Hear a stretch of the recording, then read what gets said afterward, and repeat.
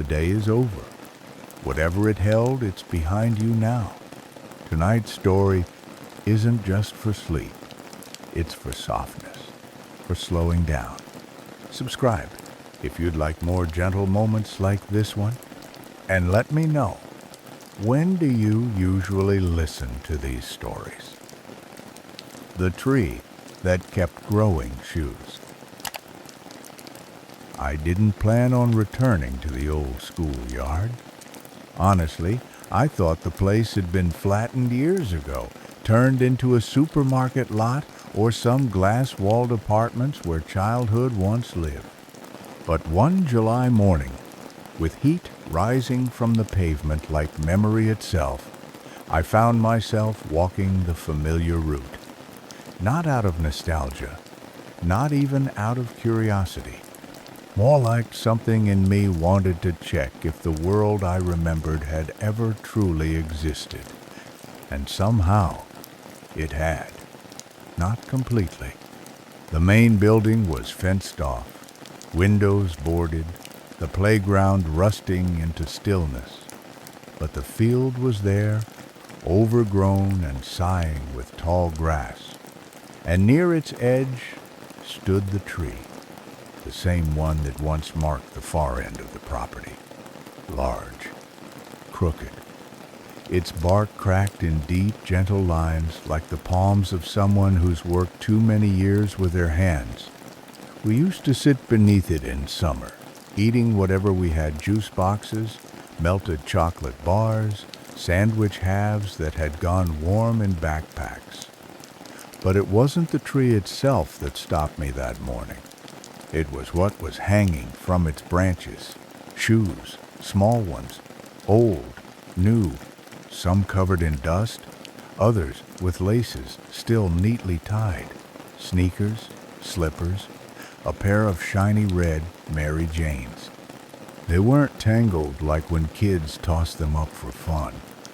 These were placed, balanced, quiet, some barely hanging, others secure like someone had climbed and gently set them there.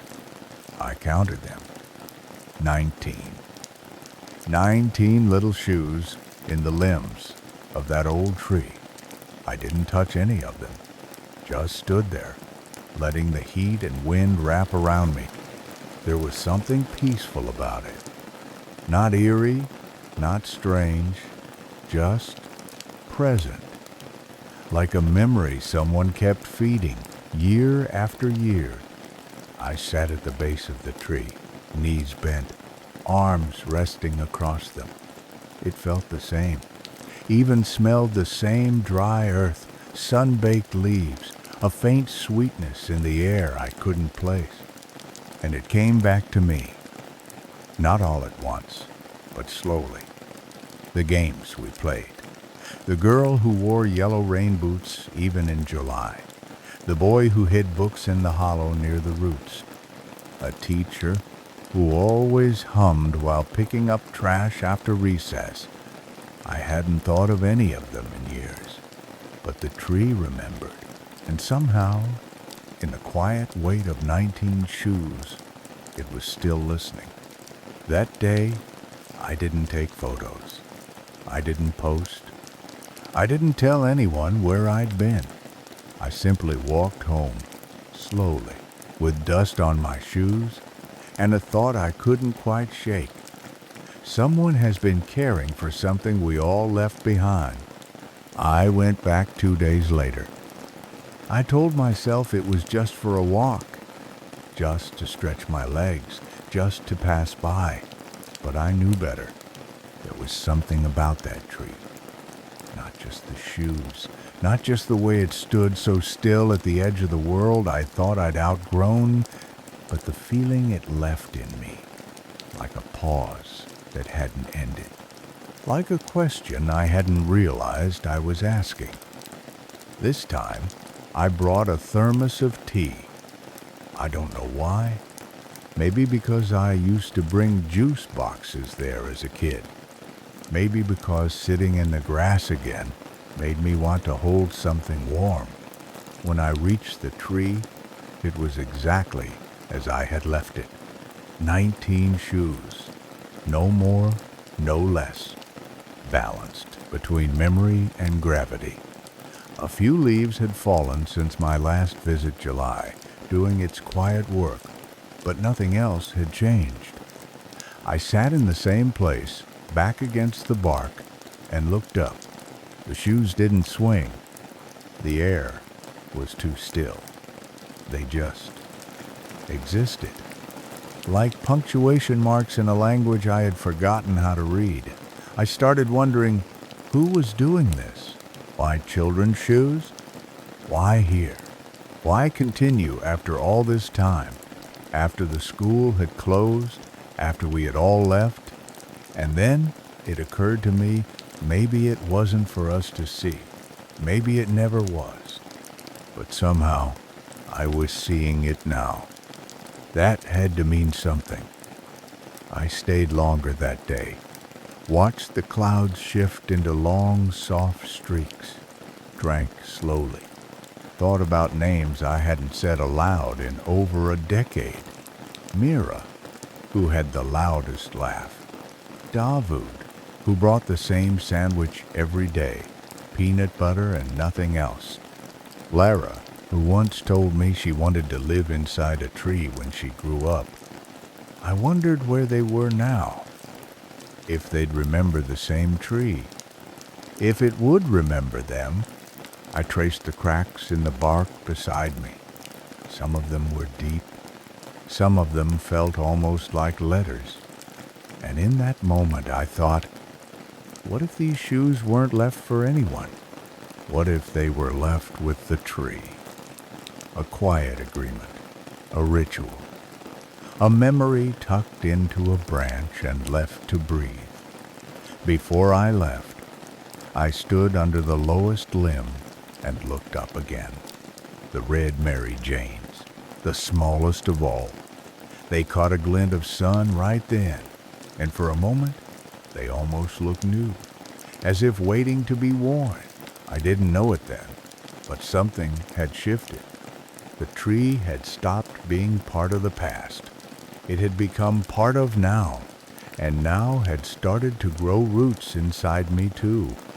The third time I returned, I brought a notebook, not to write anything poetic or profound, just to have somewhere to place the thoughts that had started gathering like dust on a shelf.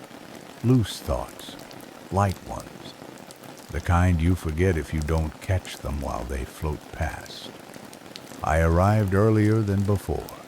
Mid-morning, the air was warmer, heavier. No one was around, just the soft buzz of summer insects and the faint hum of traffic far beyond the overgrown field. The shoes were still there, all 19, still, silent. I sat, opened the notebook, and wrote the number 19 at the top of the page. Then I wrote, what if it started with 1? I tried to imagine the first time it happened, someone, alone, climbing that tree or standing on tiptoe, carefully hanging a child's shoe on a branch. Not tossed, not abandoned, placed. What were they thinking? Who was it for, or from, or about? Did they cry? Or did they smile? I noticed something new. Then a small patch of grass near the base of the tree had been pressed flat. Not by an animal, not by the wind, by knees, maybe. Or by someone sitting, recently. I ran my fingers over the spot. The soil was still soft. I looked around. No footprints. No other sign. Just that gentle dent in the earth, like someone had shared the silence I'd been sitting in for weeks. And just behind the tree, hidden partly by the tall grass, was a plastic grocery bag tucked between roots. My chest tightened. I hesitated, then reached for it, slowly, carefully. Inside were 3 shoes, children's, all clean, not new, but polished. A pair of small canvas sneakers, navy blue, and 1 lone white baby shoe, soft and delicate, its laces curled like ribbon. I didn't take them out. I didn't touch them more than I needed to. I placed the bag back exactly where it was and sat again. Someone was still coming. Someone was still placing. Someone remembered. And I wasn't the only one. The realization didn't bring answers. Just something better. A quiet companionship. I wasn't watching a mystery unfold. I was sharing space with it. I took my tea out, sipped once, and wrote in the notebook, "Not everything needs to be solved. Some things just want to be seen." I hadn't thought about my own shoes in years. Not the ones I wear now, the practical, grown-up kind with firm soles and forgettable colors, but the ones I wore when this place was mine. The ones that scraped across this very field, picked up burrs in their laces, got soaked in puddles behind the swings. I remembered a pair, blue with yellow stripes. I wore them through most of third grade. I used to pretend they made me faster, swifter than sound, unstoppable on grass. I don't know what happened to them. I probably outgrew them like everything else from back then.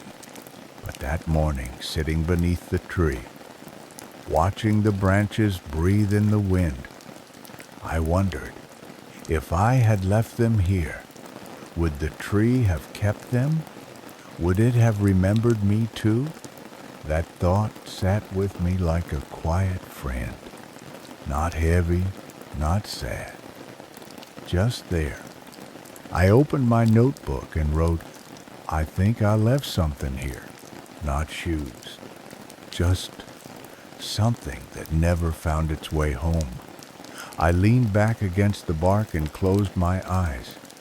The scent of the earth was rich, familiar, a mixture of dried grass, sun-warmed bark, and something sweeter beneath the same smell that once filled my nose while lying on this very spot. Arms stretched wide, waiting for the bell to ring us back in. A gust of wind rattled the higher branches, and one of the shoes, the oldest one, cracked leather with a bent sole shifted slightly. Just enough to remind me that these objects too have weathered time. I felt something stir in my chest. Not grief, not longing, but presence. As if I was finally sitting still enough to be fully here, the way I never was back then. We ran so much as children, always toward or away, but never just with. I stayed longer than usual, fingers tracing the notebook's edge. Before I left, I walked slowly around the tree, taking in each shoe, some with scuff marks, some with little patterns on the soles. Each one felt like a paused sentence, something someone wasn't ready to finish. I didn't know what I'd do with that feeling. It wasn't clarity. It wasn't closure, but it was mine now. Something had opened inside me, not loudly, not all at once, more like a drawer creaking slowly in the back of a quiet room. I zipped my jacket, picked up the empty thermos, and whispered, "I don't know why I see you." To the tree, to the shoes, maybe to myself. The night before I returned, I went looking through old boxes in my closet. Not the tidy kind labeled with seasons or years, but the ones that had been taped shut without a plan, full of tangled cords, faded notebooks, old receipts, and objects that once mattered in ways I couldn't name anymore.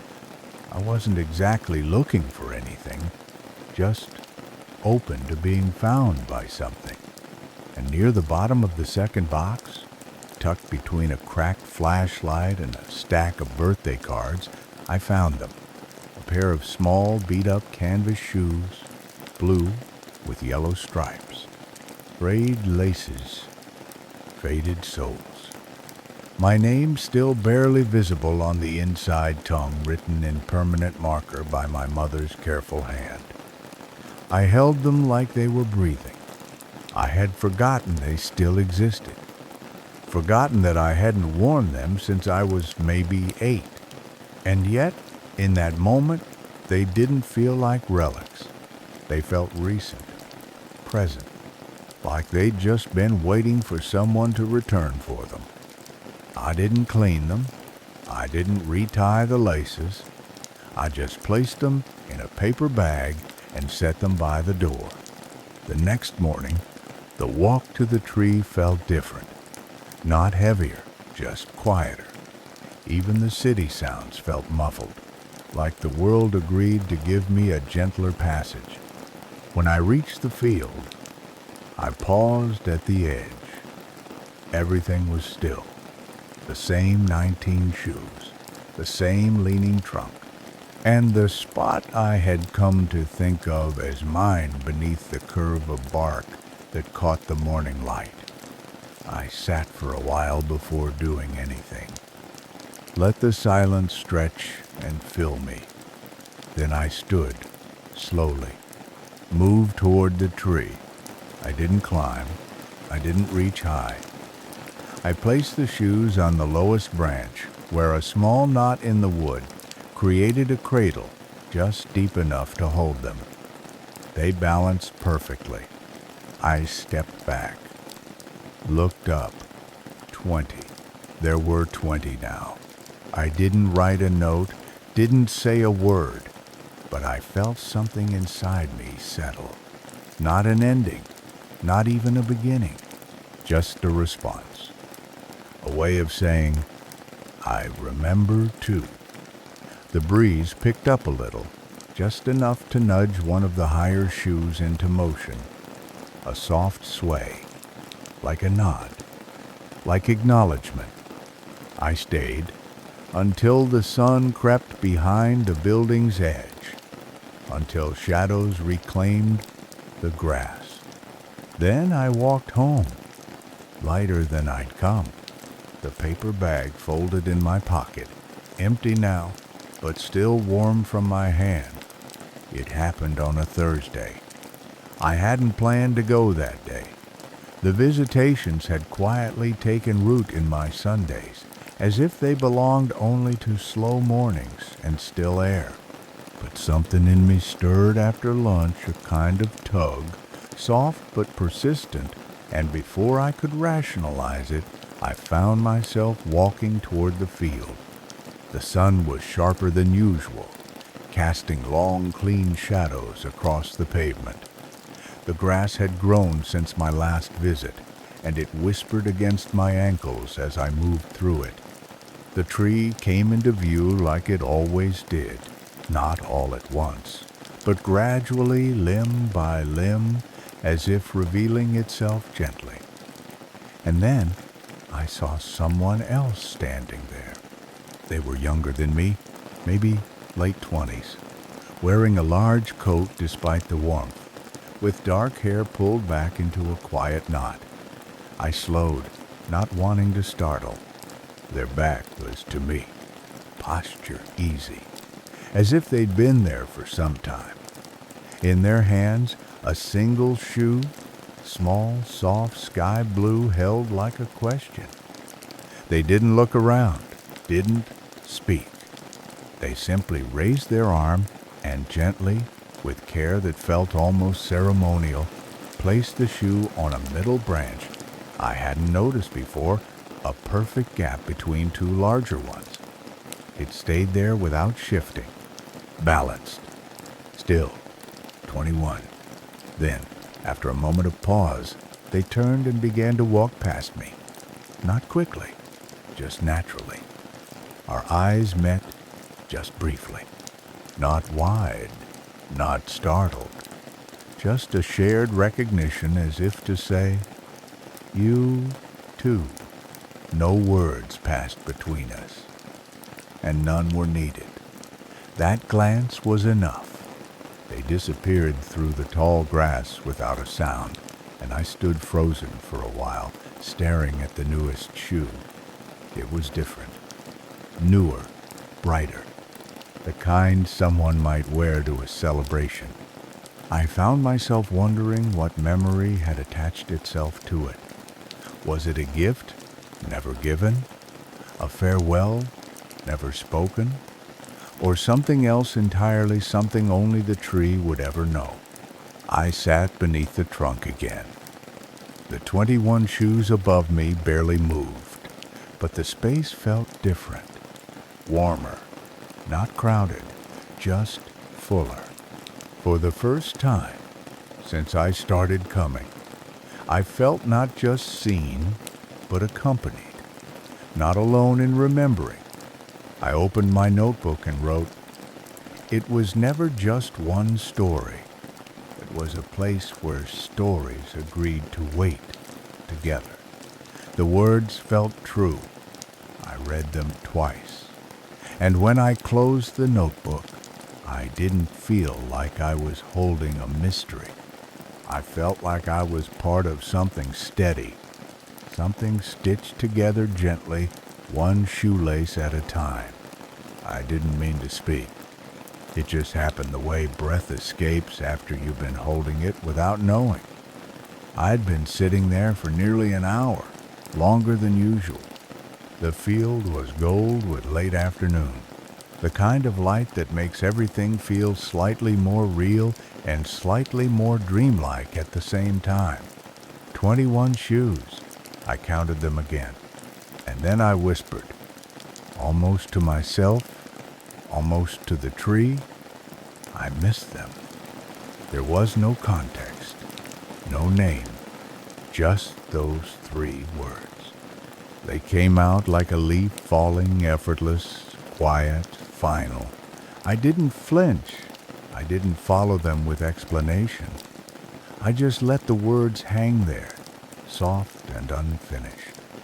Maybe I was speaking to someone I once knew, or to all of them, or maybe just to the versions of us that used to run through this place with scraped knees and impossible dreams. I leaned back and let my head rest against the bark. The tree didn't answer. Of course it didn't. But the wind picked up then, gently. It stirred the shoes. Not all of them, just a few. One of the canvas pairs tapped lightly against its neighbor, like a soft knock. The Mary Jane swung forward and back, once. The blue-striped pair, mine shifted in the sunlight, and I felt something in my throat tighten. The whole canopy rustled above me, not loudly, but enough to make it feel like I wasn't alone in the space, like the tree had heard, like it had always been listening. I reached into my bag and pulled out the notebook. This time I didn't write anything. I just held it. And for the first time since I'd returned to this place, I realized I hadn't come here searching for answers. I'd come here to remember how to speak to something without needing a reply. That's what the shoes were. That's what the tree offered. Not meaning, not resolution, just permission to still care, to care quietly, to hold a small ache with both hands and not squeeze it away. I stayed until dusk, until the field turned dark and soft. Then I stood slowly, brushed the grass from my coat, and whispered again, barely audible, "Thank you." It wasn't for anything specific. It didn't need to be. It was just a thank you for still being here, for keeping what we left behind, for holding on when we couldn't. I haven't been back in a few weeks now. Not because I forgot, not because I moved on, just because I know it's there. And that's enough.